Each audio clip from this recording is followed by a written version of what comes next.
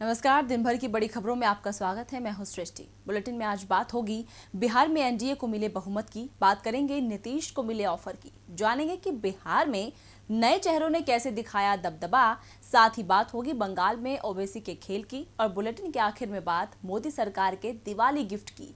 लेकिन तमाम बड़ी खबरों से पहले एक नजर सुर्खियों पर। कांग्रेस सांसद राहुल गांधी ने वायरस कम करने वाले टीके पर दिया बड़ा बयान। कहा, हर भारतीय तक टीका पहुंचाने की रणनीति बताए भारत सरकार। ममता सरकार का बड़ा फैसला, 10वीं और 12वीं के छात्रों को नहीं देनी होगी परीक्षा। बिना परीक्षा दिए पास होंगे छात्र। महामारी के मद्देनजर लिया गया फैसला। अगले साल कई कंपनियों के लिए अनिवार्य होगी जीएसटी ई इनवॉइसिंग। 100 करोड़ से ज्यादा के टर्नओवर वाली फर्मों के लिए 1 जनवरी 2021 से लागू होगा नियम। और तेजी के साथ बंद हुआ शेयर बाजार। सेंसेक्स 43,593 पर बंद हुआ और निफ्टी 118 अंक की बढ़त के साथ हुआ बंद। सुर्खियों के बाद अब बात आज की सबसे बड़ी खबर की। बिहार विधानसभा चुनाव के नतीजों को लेकर सभी टकटकी लगाए बैठे थे। सुबह से ही सबकी सांसें अटकी हुई थी, लेकिन अंत में नतीजा एनडीए के पाले में चला गया, जबकि महागठबंधन जीता हुआ चुनाव हार गया। बिहार के इसी रोचक मुकाबले को लेकर राजनीति गर्मा रही है। इसी खबर पर चर्चा के लिए हमारे साथ मौजूद है राजीव जी। स्वागत है राजीव जी आपका। लेकिन चर्चा से पहले ये रिपोर्ट देखिए। बिहार की सियासत में एक बार फिर इतिहास ने खुद को दोहरा दिया है। इस बार भी ठीक वैसा ही हाल रहा जैसे 5 साल पहले हुआ था। 2015 की तरह ही इस बार भी एग्जिट पोल को गलत साबित करते हुए नतीजे बिल्कुल उलट आए हैं, जिन्होंने महागठबंधन के अरमानों पर भी पानी फेर दिया। जब एग्जिट पोल सामने आए थे तो लगा कि अब की बार तो तेजस्वी का ही राज तिलक होगा, लेकिन नतीजों ने एक बार फिर नीतीश को ही सत्ता का सिंहासन सौंप दिया।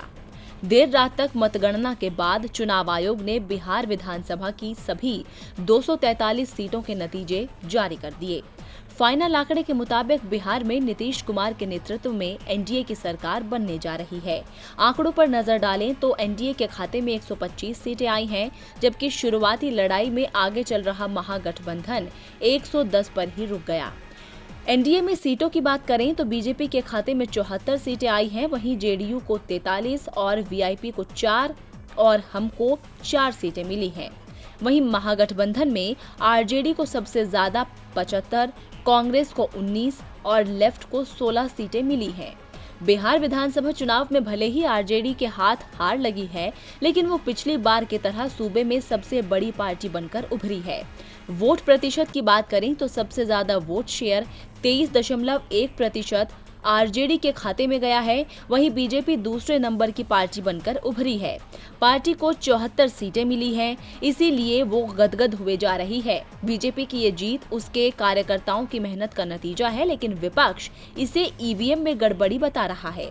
चुनावी मतगणना के बीच आरजेडी की तरफ से ट्वीट कर लिखा गया कि साजिशन 4 से 5 घंटों तक एनडीए टैली को 122 और महागठबंधन को 96 से 100 के बीच रखा जाता रहा। इतना रोकने के बावजूद जब महागठबंधन बढ़त बनाने लगा तो मुख्यमंत्री आवास से हेरफेर करने के लिए सीधे जिला अधिकारियों को फोन जाने लगे।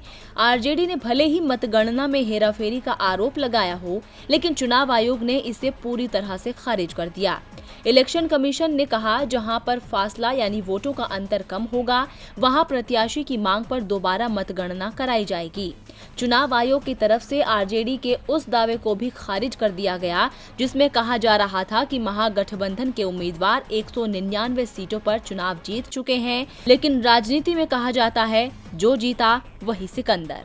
राजीव जी, ये अब तय हो गया है कि बिहार में सरकार एनडीए की बनेगी, लेकिन सवाल सीएम पद को लेकर है। बीजेपी को जेडीयू से काफी ज्यादा सीटें मिली हैं, ऐसे में नीतीश के लिए सत्ता संभालना इस बार कितना मुश्किल दिख रहा है।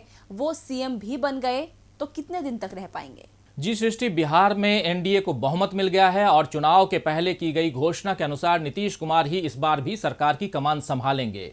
उनकी पार्टी जेडीयू को केवल 43 सीटें मिली हैं, जबकि भाजपा को 74 सीटें मिली हैं। फिर भी भाजपा मुख्यमंत्री पद अपने पास फिलहाल नहीं रखेगी, क्योंकि अगर भाजपा वादाखिलाफी करती है तो फिर जेडीयू उससे अलग हो सकती है और विपक्षी दल इसका लाभ उठा सकते हैं। महाराष्ट्र में मुख्यमंत्री पद अपने पास रखने के लालच में ही भाजपा सत्ता गंवा चुकी है, ये हम सब देख चुके हैं और ये गलती वो बिहार में यानी भाजपा बिहार में नहीं दोहराएगी। और हां, अपने बड़े भाई का दबदबा वो मंत्रिमंडल और अहम मंत्रालयों को अपने पास रखने में जरूर कर सकती है। अगर सुशील मोदी उप मुख्यमंत्री के साथ साथ गृह और वित्त जैसे महत्वपूर्ण प्रभार संभालें तो सरकार की अधिकतर शक्तियां भाजपा के पास ही रहेंगी। और वैसे भी बिहार के बाद अब भाजपा की नजर जो है वो पश्चिम बंगाल पर है, जहां ममता बनर्जी के साथ साथ कांग्रेस और वाम दलों का मुकाबला उसे करना है। बिहार में सत्ता में रह करके भाजपा पश्चिम बंगाल को साधने की कोशिश जरूर करेगी। फिलहाल यही नजर आ रहा है सृष्टि कि नीतीश कुमार को कुर्सी पर बिठाकर भाजपा शासन चलाएगी। अब ये नीतीश कुमार पर निर्भर करता है कि वो भाजपा के साथ चलते हैं या उसके दबाव में आते हैं। धन्यवाद राजीव जी तमाम जानकारी के लिए। अब रुक करते हैं अगली खबर का।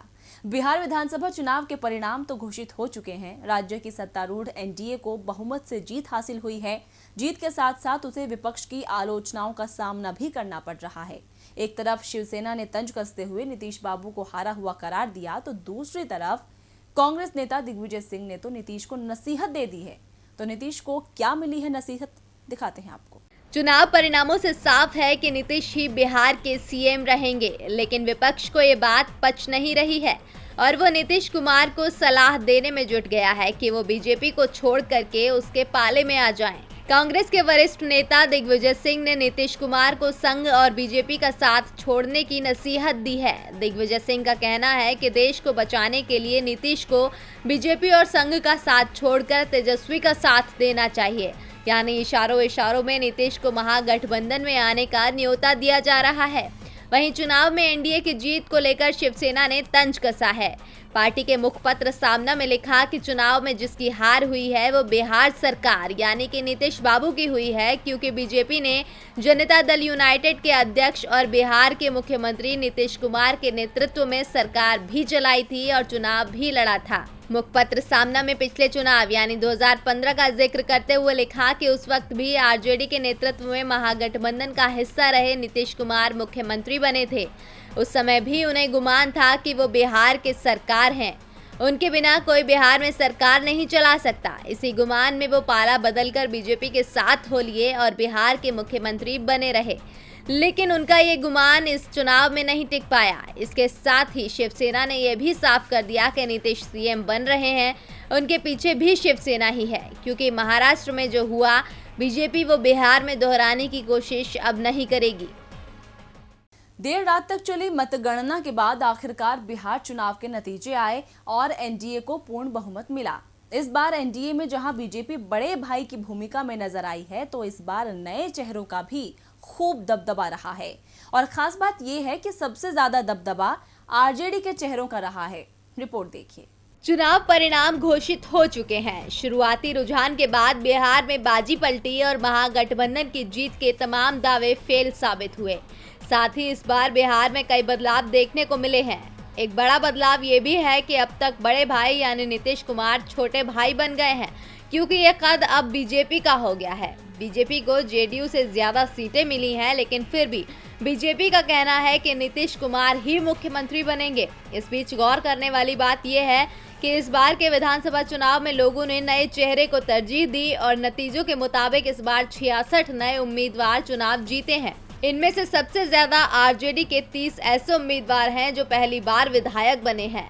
बीजेपी ने इस बार 25% युवा और पुराने कार्यकर्ताओं को टिकट दिया, जिसमें 15 प्रत्याशियों ने जीत का परचम लहराया है।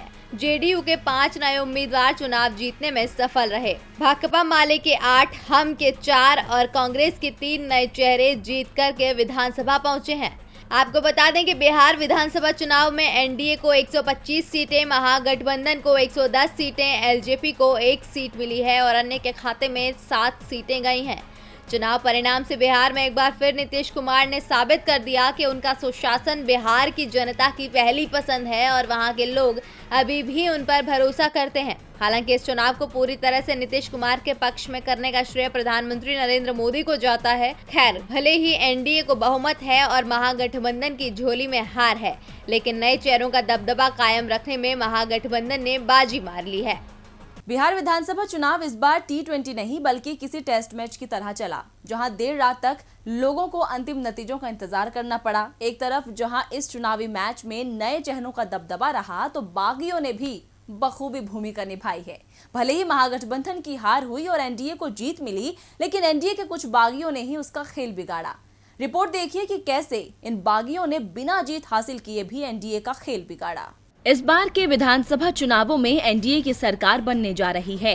इन चुनावों में महागठबंधन ने एनडीए को कांटे की टक्कर दी, लेकिन एक पार्टी ऐसी भी थी जो चुनाव प्रचार के वक्त तो काफी सुर्खियों में रही, लेकिन चुनावी नतीजों में उसे हार का सामना करना पड़ा।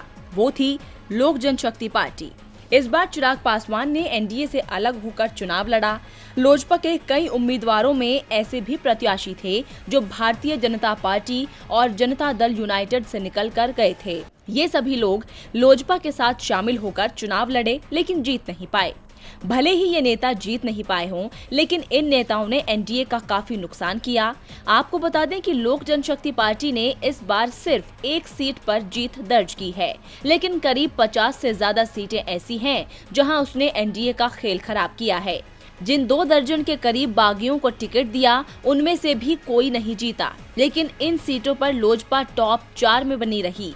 इनमें से कई सीटें ऐसी भी रही जहां लोजपा दूसरे नंबर पर थी और जदयू तीसरे नंबर पर, तो वहीं कुछ सीटों पर लोजपा तीसरे नंबर पर थी और उसकी वजह से जेडीयू दूसरे नंबर पर खिसक गई। माना जा रहा है कि एनडीए के कुछ वोट लोजपा के खाते में भी गए, जिसके चलते ये परिणाम रहे। बिहार विधानसभा चुनाव के नतीजों ने सभी को चौंका दिया है। किसी को समझ नहीं आ रहा कि एकदम से पिछड़ता हुआ एनडीए बहुमत कैसे पार कर गया। अब इसे कोई ईवीएम में खेल बता रहा है, तो कोई ओवैसी के पर्दे के पीछे की भूमिका। लेकिन ओवैसी ने साफ कर दिया कि बिहार में मिली 5 सीटें पार्टी की 5 साल की मेहनत का परिणाम है, और अब बंगाल में ताल ठोकने की बात भी वो कह रहे हैं।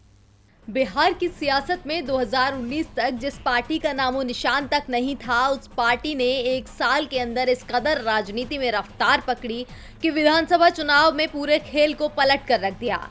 सीमांचल में एआईएमआईएम की सेंधमारी ने समीकरणों को इस तरह से बदला कि सत्ता के करीब पहुंचता हुआ महागठबंधन पिछड़ गया और एनडीए सत्ता पर काबिज हो गया। ओवैसी की पार्टी ने पहली बार सीमांचल में काफी अच्छा प्रदर्शन किया। वो 24 में से 5 सीटें अपने पाले करने में कामयाब रही है। हालांकि वो पूरी सीटों पर तो जीत हासिल नहीं कर सकी, लेकिन त्रिकोणीय मुकाबला बनाकर उसने महागठबंधन के वोट काटने का काम किया है।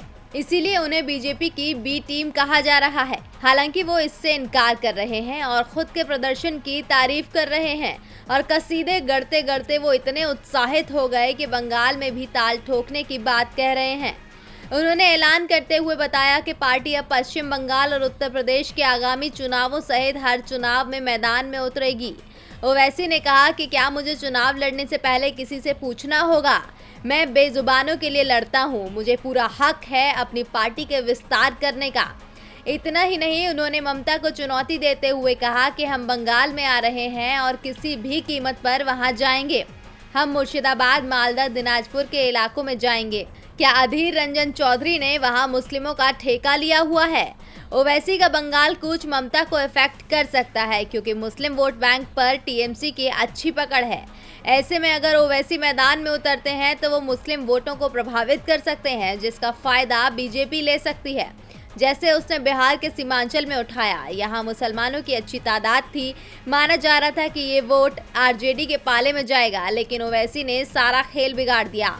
अब वो ममता को मात और पर्दे के पीछे से बीजेपी का साथ देने के लिए बंगाल जाएंगे। ऐसे में देखना होगा कि यहाँ समीकरण कैसे बिगड़ते हैं।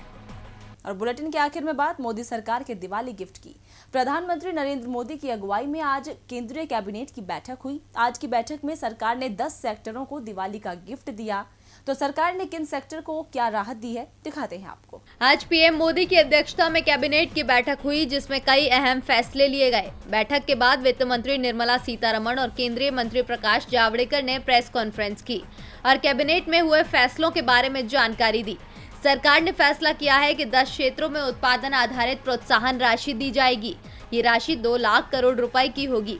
सरकार ने ये फैसला आत्मनिर्भर भारत के लिहाज से किया है। ये राशि advance chemistry, electronic technology project, automobile project, telecom networking, textile, solar, LED से जुड़े अन्य क्षेत्रों को दी जाएगी। सरकार के इस फैसले से देश का उत्पादन, रोजगार और निर्यात बढ़ेगा। इसका फायदा बाहर से आई मोबाइल कंपनीज के साथ साथ देश की कंपनियों को भी मिलेगा। साथ ही केंद्रीय मंत्री प्रकाश जावड़ेकर ने बताया कि भारत में आयात के अपेक्षा निर्यात कम होता है और मैन्युफैक्चरिंग जीडीपी का 16% हिस्सा है। इसीलिए भारत को मैन्युफैक्चरिंग हब बनना है तो इसे बढ़ाना होगा। इसीलिए सरकार का फैसला काफी अहम माना जा रहा है। आत्मनिर्भर भारत को साकार करने की दृष्टि से भी ये फैसला काफी महत्वपूर्ण है और दिवाली के मौके पर उद्योग क्षेत्र को एक बड़ा तोहफा है। आपको बता दें कि इससे पहले भी केंद्र सरकार की तरफ से आर्थिक रियायतों का ऐलान किया गया था। महामारी और पूर्णबंदी के कारण कई उद्योगों पर इसका सीधा असर पड़ा है, जिसके चलते अर्थव्यवस्था पर भी असर पड़ा है। तो ऐसे में जब त्योहारी सीजन आया है और दोबारा सब कुछ खुलने लगा है तो फिर अर्थव्यवस्था ने रफ्तार पकड़ी है और माना जा रहा है कि सरकार का प्रोत्साहन राशि का फैसला भी कारगर साबित होगा। तो फिलहाल दिन भर की बड़ी खबरों में इतना ही। देखते रहिए DB लाइव। नमस्कार।